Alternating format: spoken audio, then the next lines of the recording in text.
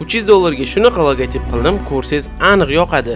Brendimizning nomi Vegas Travel. Bilganingizda o'sha travel kompaniyaga logotip qilishimiz kerak. Hamma logotiplarga o'xshab, men prosta samolyot yoki shunga o'xshash narsani ishlatishni xohlamadim. Brend nomi bosh harfi V ga har xil mana shunaqa variant qildim. Ayniqsa mana shu variant o'zimga rosa yoqib turadi.